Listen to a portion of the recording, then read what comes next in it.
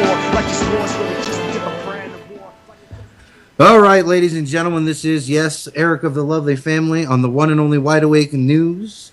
I want to say hello to everybody in the chat room. I want to say a shout out to all the individuals that are listening to us on Oracle Broadcasting, Rents Radio Network, and all of the likes and any other source that you find to be with us today.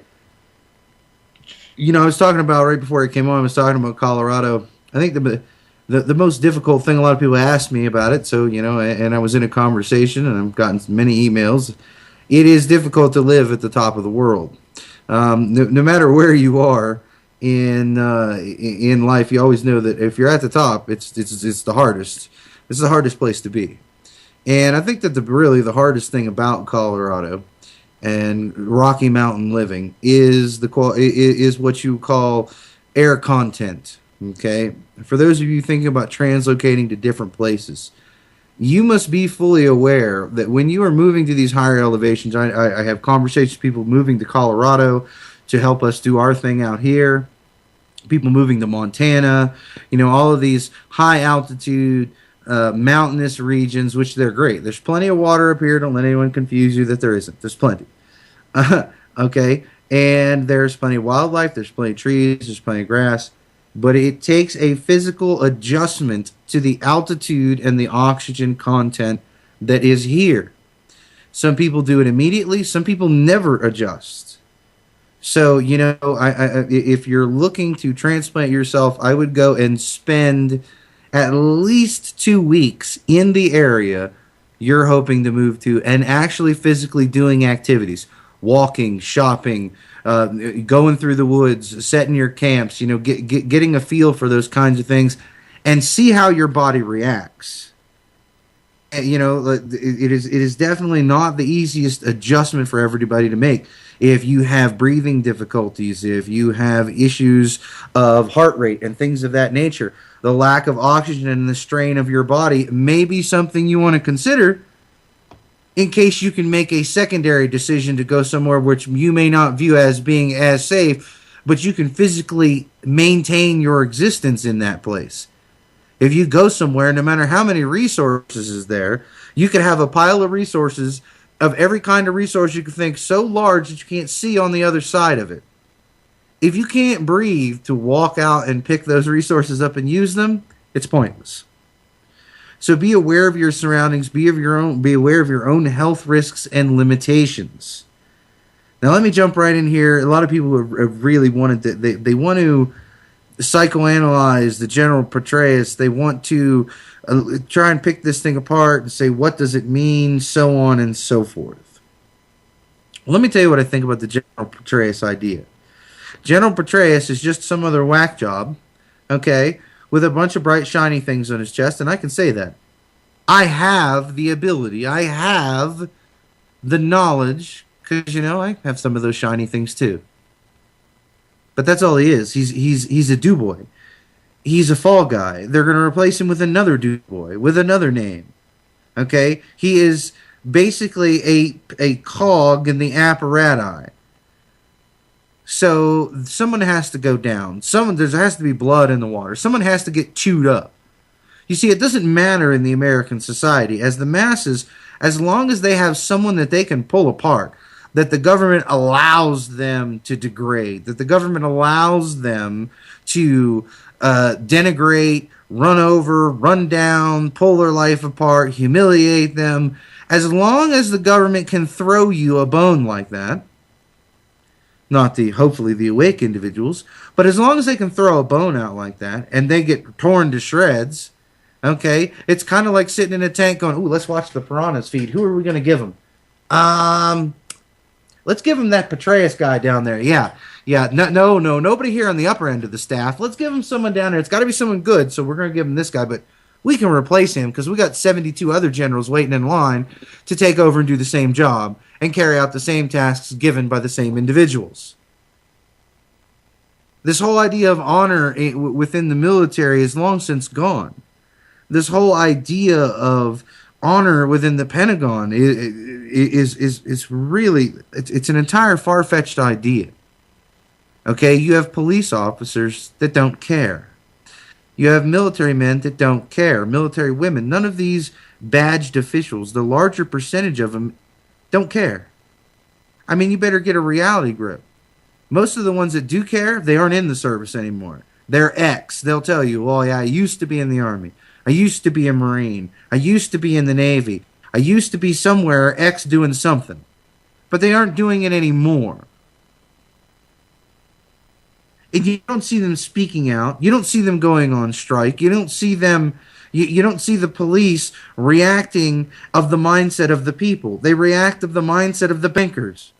How many countless videos, how many countless editorials do you need to read, hear, or be shown to you to realize? I watched a video where the little lady's being evicted from her house in the sheriff's office. Me and Charlie had spoken about it the other day, that they looked like Afghanistani soldiers. They looked like either the Rangers or regular Army patrol guys going out on a patrol in the middle of war-torn Afghanistan. That's what these gentlemen look like. And they were the sheriff's office. And they just started arresting people at will because they could to strike fear in the others. And then the supposed, everybody talk about, the one good cop was trying to keep the peace and trying to keep people out of trouble. No, he's not. He was collecting his paycheck and hoping he didn't have to be forced to shoot someone that day. That's pathetic. That's not a good cop. That's a parasite. I don't care how big it smiles, how good it looks. I don't care what it does. It's a parasite. It enables the system. It's like this. Let's say person X enables me to rape you. Let's say person X enables me to steal from you. Let's say person X enables me to rob you, beat you down, burn your house down, kill you, rape your wife, murder your children, whatever. Now, no matter how good of an individual you think person X is, if person X made those things capable of happening to you, is not person X guilty? Isn't that logical? So how can anyone tell me that there is a good cop standing there allowing bad cops to do bad things and that they're a good person? They're somehow a good police officer. Doesn't make any sense to me. It doesn't compute. They're not fighting against injustice. They're allowing it to happen. They're an enabler. They follow the blue code. They won't rat out their fellow cops, or else they'll lose their job, lose their pension. So what do they care about? The facts are in front of people's faces. People say I have the uncanny, just this miraculous power of ability to have conversations with people, and then, basically, like the mentalist on TV, be able to break down the entire psychological structure, what the individual truly believes in, just by asking key questions. If you understand their motivations, then everything that comes out of their mouth will make sense to you. You'll know why they're saying this, why they're saying that. I do it in the freedom movement all the time. Most individuals that I hear from, some people that call in, they got their heads screwed on straight. Some people that called in don't. Some people that write me emails and communicate with me have not a single, their motivations are completely inept, mentally corrupt, whatever you want to talk about. They're motivated by survival. They're not motivated by freedom and liberty for generations. So what does that mean? That means they lack honor. They lack intestinal fortitude. You can understand people easily by having a conversation and asking a few simple questions. And you don't have to ask any questions when you look at police officers, when you look at the military, when you look at your meter maids, you look at the trash men, the city council, anyone, any government official. None of them are any good.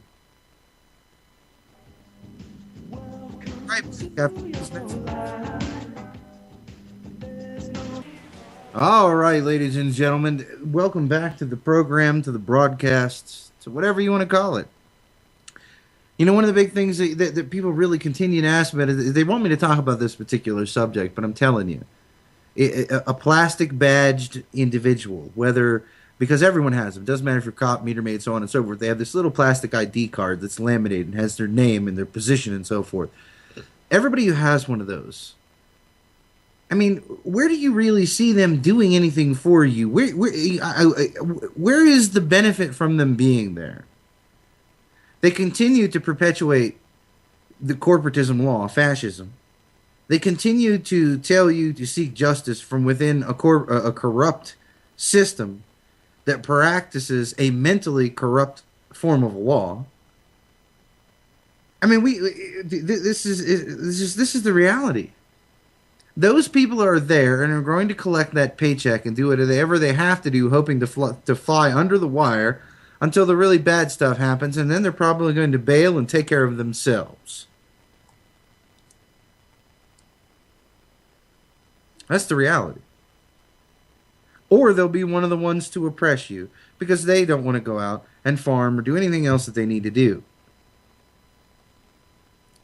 If you think that somehow something else is going to happen, yeah, there's going to be a few that will make a change, that will make a mental course correction. And they will look at their families and realize that the families are their community and that that's what they need to protect and that's what they need to defend. But there won't be many. I've been trying to tell people this for a really long time when looking at the numbers and things of that nature. And there's so many things, too. I mean, people want to continue down this course of action where they're talking about seeding, and they all want to know who we really belong to. That if we're slaves, who do you really belong to? Okay, well, let me explain it to you, and hopefully you have a pen. If you have a pen, you can write this down, and it will carry out this information. Okay? The IRS, for once, as I've always said, is not a government agency. Okay? The IRS. Now, you can understand that the IRS is an agency of the IMF. Now, everyone knows who that is. Okay? I'm gonna break this down for you in reality. And the reason why you want to have a pen is because if you choose to challenge who the IRS belongs to and who they actually are apportioned to, it's Metal Products versus IRS, ETAL.CV-93-405E-EJE, US DC DI, Public Law 94-564, Senate Report 94-1148, page 5967, Recognized Plan Number 26, Public Law 102-391. I don't want to hear any more arguments about it. You want to know some other stuff? Here's who the IMF belongs to. You want to know who the IMF belongs to? Black's Law Dictionary, page 6, 6th edition, page 816. Go get that. It's Black's Law Dictionary, 6th edition, page 816. The IMF is an agency of the United Nations. That's who the United Nations own them. You want to know another little fact? The U.S. Treasury is now the International Monetary Fund, and they have merged, and the International Monetary Fund is the U.S. Treasury. You want to know how I know that? Presidential Documents, Volume 29, Number 4, page 113, 22 USC 285-288. Go read it. So I basically just established that the IMF, okay, is the Treasury, is the IRS, and you tell me you want to know who owns you. The people who orchestrated the creation of the United Nations. That's who owns you. That is their subject body to rule for them. You don't believe it? Well, you really ought to look it up. You know what? There are no judges. We could go on and on. Social Security numbers. Here, okay. The United Nations issues your Social Security numbers. If you don't believe it, you can go look at the SS5 forms. But by sending an SSA L996 to the Social Security Administration, you'll get that form back, and it'll show you who the Treasury Administration is The person who issues your Social Security number and the Treasurer Administration, as we previously quoted by previous law, is the International Monetary Fund. That's who you belong to. That's who your birth certificate belongs to. All you have to do is go see if in the 20 CFR book, chapter 111, subpart B, 42, 2.103, B, 22, and that is second phrase, second parlay. It's underneath. You'll find it. Just keep cycling down, go to the right pages, look at the subpart, and read the whole thing. It clearly tells you the IMF issues your Social Security numbers. But people want to continue to talk to me. People want to continue to tell me that, well, I have things misconstrued. I don't understand what I'm really talking about. And now you have people trying to cede from the union, right? You have all these petitions. All these countries are all the countries are jumping on board. Them as states. They're trying to get these petitions signed. What are they going to do after that? Who are they going to let choose the new government? Even if you possibly could get secession from the union, how will you move forward? What will you do? Who are you talking to? Or are you going to set up a central bank of Colorado? You morons. Why is it that 99% of the population has no grasp on what it is they're doing? I mean, I understand. I understand it's a public education system, so on and so forth. You want to call in and talk about it?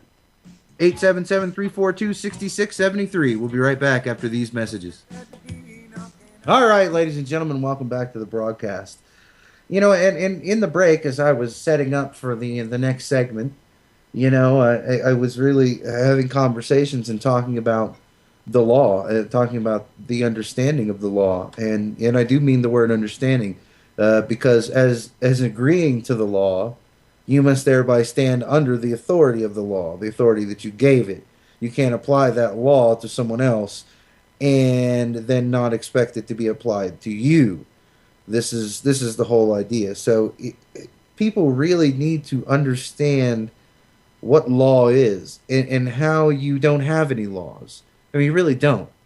You have assigned privileges. You can drink if you do X, Y, and Z that Daddy said so. Then you can have a beer. You can live in your own residence and create a family if you do X, Y, and Z that Daddy says so. Because Daddy can come along, or Mommy government, whichever one you want to talk about. I think they're different portions of them are different things. But they can come along and take it from you. These are privileges. These are not rights. This is not law. Okay, this is the reason why even the dirty piece of sack dirtbags, and pay attention to me, for as evil as they are, in all honesty, they do not lie to you. They massage the truth and coerce you into an acceptance of a fiction. That's what is done.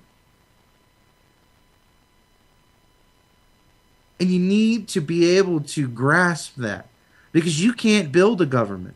You can't build a society. Hell, you can't even build a family until you understand the roots of the law and you understand what the law is. This is the reason why for 75 short years we were the freest people on earth, because there wasn't a single person in the colonies that didn't know the law. Now, nobody knows the law. There's so few of us that actually understand what the original law is, and most people don't want to pay any attention to us when we do. Oh, yeah, we'll figure it out. Oh, yeah, we'll figure it out. Well, you want to know why you have thousands of police officers from one end of the country to the other that abuse you? They're supposedly good men, pillars of the community, men, women, and they're abusing people and they're allowing these things to happen. It's because they don't understand the law. They can't enforce law because they have no grasp on it. These idiots in Washington, they even call them, what do they call them? They call them statutes. They call them codes. And they call them acts. Every one of those are linked at the hip and have a single definition. They tell you the truth every single day. Every single day. These are not laws. They never will be laws. They can't be law. That's why the common law, the natural common law, is beget from nature. The only laws are things that are directly built into nature that you cannot change or alter. Those are laws. Laws come from those basic ideas. The law of equality. People don't even understand what that means. Do you even know what it means to be equal? It means you have no opportunity, recourse, or benefit that no one else is obtaining from any outside source. And the only benefits or opportunities that you may obtain are from the sweat of your own brow. That is equality. Until you people understand these things, you can't build anything. Until you start pushing people into the forefront that understand these things, that know these things, and are willing to teach them to the people around them, you're not going to accomplish anything. You're just going to rehash and start a cycle of the same crap over again. That's all you're going to do. And I don't know how to tell it. I don't tell you how to fix it. I don't know how to tell you how to overcome the people that you're looking to. These supposed big thinkers and all these people, and they want to solve problems, and they want to talk about human capital and production, and they want to talk about, all these different portions and intricate things of the economy, and all of these different, the way of life, and the way the social boundaries have to be set, and how they do all the heavy lifting and the mental heavy lifting, but they completely ignore the foundation. The foundation cannot be built on a fiction. It cannot be. It's like JFK said. How the heck, he didn't actually say this, I'm paraphrasing, but how the heck are you going to tell everyone that you're different from the Marxist socialist world freaking dictators if you're going to turn around and implement all of the exact same things they're going to do anyways? Like Social Security numbers and property taxes and everything else. And a centralized fiat bank in your own state. Zippity-doo-dah. You're now Libya. You're just a smaller country than you were before with the same exact problems that you had before. Just less you can do about it. I mean, really. I would love to have people call in and communicate with me and talk to me here if you would like to. It's 877-342-6673. But the real idea is to really function with a grasp of what it is you're looking to achieve. Victory. Define victory. You have to define it. This is the problem with our people saying that they don't need leaders and they don't need this and they don't need that. Well, hopefully, I'm going to take a little pause on that little rant and rave because I do have a caller. I'm going to try and jump over to Stephen from Oregon. And, Stephen, we're running up on the break, so if I have to cut you off, we'll hold you over. But, Stephen, you have the floor. Go ahead and talk until after the break, because I'll feel pressured. Well, you have a few minutes. Is that okay? Go ahead and talk until after the break. Pick me up after the break. All right, Stephen, then we will wait, and then Stephen will be with us right after the break. But these are things that people really, really, truly have to understand. And like I was saying, is that these individuals in Congress and these people, they won't even call them laws. They don't even have the guts to call them laws. Okay? They tell you what they are. The police officer, he doesn't understand. What is the basis for the law? You ask a cop and say, hey, Mr. Policeman, what is the basic foundation idea of the law? The individual is king. They're never going to say that. They have no idea what that is. How can they make an honest, good police decision on the street? How can they make any decision in the guise of right and wrong and life and death if they don't even know what the law is based on? Why do you think you're constantly abused and oppressed by police officers? It's because neither one of you have any clue. Now, most of them, would they do anything differently? I don't know. But I know that police officers have no grasp. But they're not lied to either. They go to the police academy. There's a whole class on the letter of marque.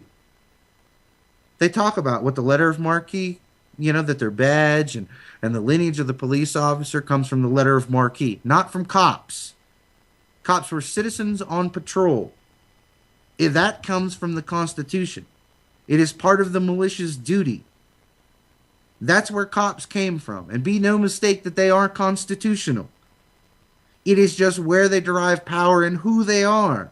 They're supposed to be citizens like you and me in uniform, policing the neighborhoods based on the individual, the rights of the individual.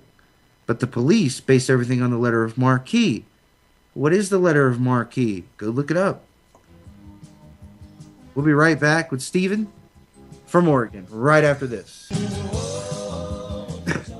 All right, ladies and gentlemen, back up against the wall.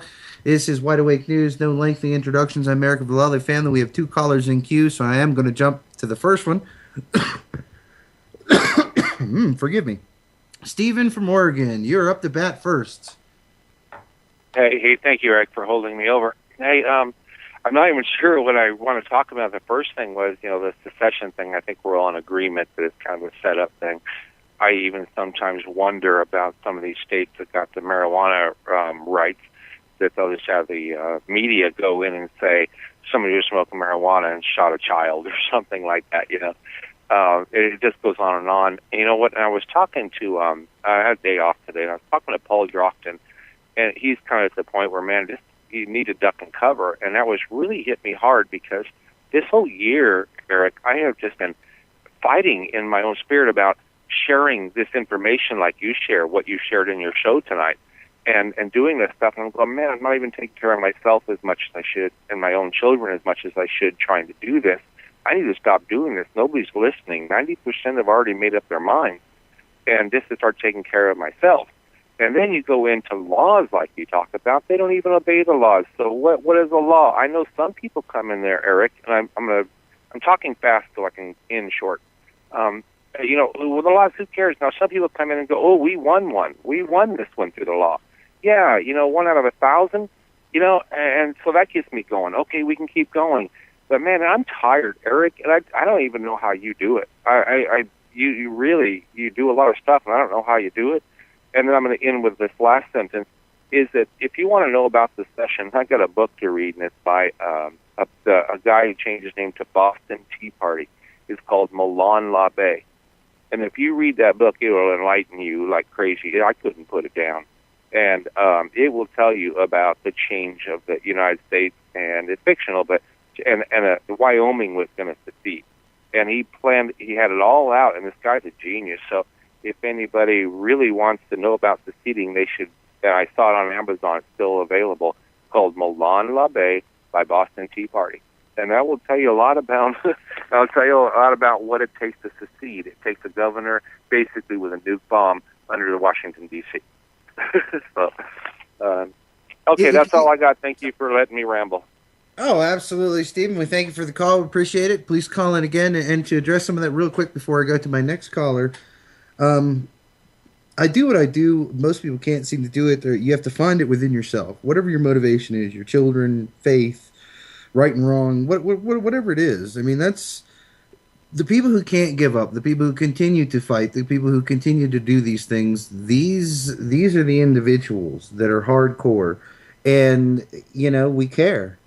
I don't really know any other way to say it. I just keep fighting. I refuse to lose. It's victory or death, and hopefully you continue to fight. And we tell the world for the same reason, because when I have to pull a sidearm, or my neighbor does, or whatever has to go on, and people start getting shot, I want there to be no mistake. They were told. They knew. If their bosses withheld information from them, not my problem. I have a clean conscience. I will leave this world with a smile on my face, and I will be free right up to my last breath. And so now I want to bounce over and take the next caller, which is Tom from Wisconsin. Hey, I didn't hear a click, so hopefully I'm on. I'm calling because you opened up the floor, and I work in a machine shop with a bunch of good old boys, and these are good old boys that know that things are really messed up, and they have their guns, and they go hunting, and they go up north all the time, and, in Wisconsin, and they do all these things, and when I try to point out to them the technical issues that they face when we talk about what the law is, they refuse to accept what I say on its face for its value, and they call me crazy, and they say that I'm a crackpot, and that and not everything on the internet is that you read is true. When I find that most of the things that I read on the internet that I read are actually true, because I look for things that are true. And the crap that they get from the television and the mainstream radio is usually a bunch of lies and a bunch of garbage.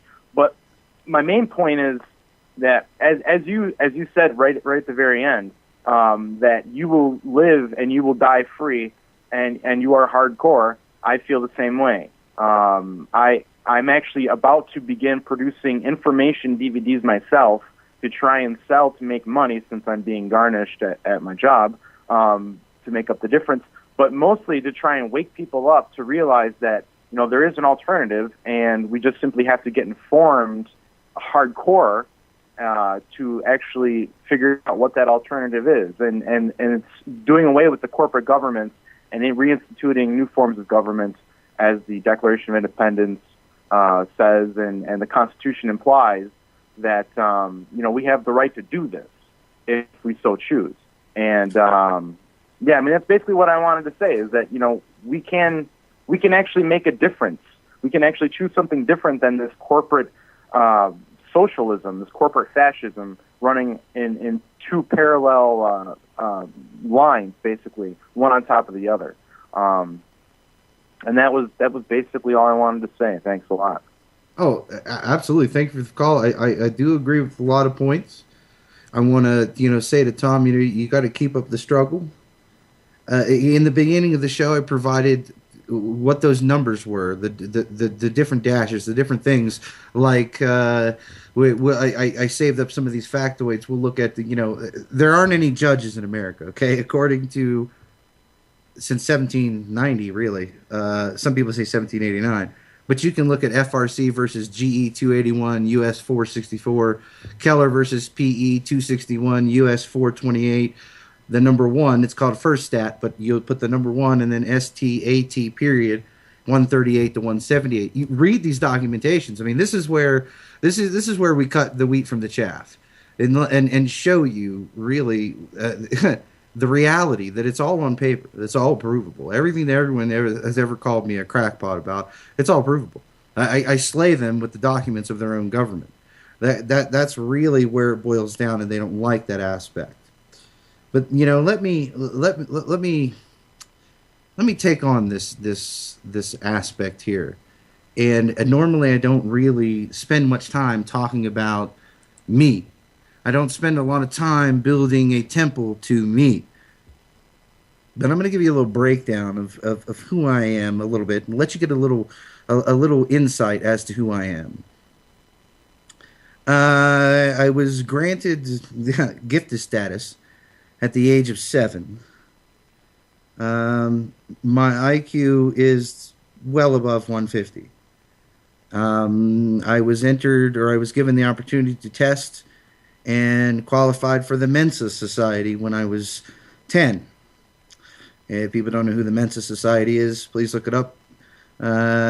Basically, as I went through, there were many projects, writings, briefings, countless number of things I've done, schools I've went to, military I've been in, and in all my intelligence, I'm telling you, ladies and gentlemen, right now, if you want freedom, liberty, and equality, if those are the things that you seek, if those are the things that you wish to achieve, you're going to have to institute some form of government. The whole idea of government is based on laws. The law must be based on the individual. You will not find freedom. You won't find anything. The individual is the only one that breaks all categories. And what does that mean? They seek to destroy you through separation. Okay? Division. Whites over here, blacks over there, men over there, women over here, gays over there, Puerto Ricans over there, Chinese over there, all the other Asians over there, all of these people over here, and we got this group fighting for that people's rights and those people's rights, when they all have the same rights. They all have the same rights. They were born with them. That's what you don't understand. An individual has no sex.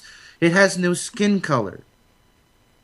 It has no faith. It has nothing. It is judged solely on the face value of what makes it like the other things, not different. That's what makes you equal. Well, all things have the right to life. Ergo, murder is against the law. Not killing, murder, just like the Bible says. People should get that right before I get the evangelicals stomping and storming. This is the reality. We all must become masters, and we must put forth due diligence to understand the law, to break it down and think, okay, I have this law here in front of me. I've gotten my freedom. I'm now going to erect a government. Does this law cater to the individual, or does it oppress the individual? That's the only question that needs to be asked. If it oppresses the individual, it is unconstitutional. If it does not oppress the individual, then it is constitutional. End of story. This is the reason why farmers can run for Congress. This is the reason why a machinist like Tom can be the president, because it's a real simple thought process. You don't need a degree. You don't have a job to do anything you need a degree for. You're not supposed to run the economy. It's a free market. It's supposed to run itself. You aren't supposed to print money out of thin air. The free market provides it by the process of mining and creating wealth through production. You don't need to do anything. You need to stay the heck out of the way. You need to live your life. Seek out intelligence, truth, wisdom. Become more than the sum of your parts. That's what the American dream is supposed to be about.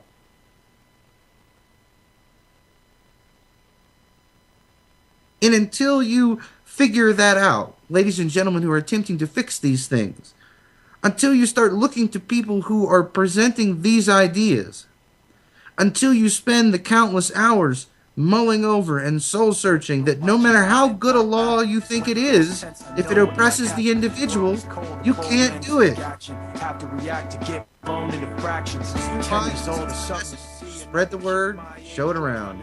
Until next time, I'm Eric Lovely. This is Wide Awake News. Second hour of Wide Awake News coming up. It's ironic at times like this.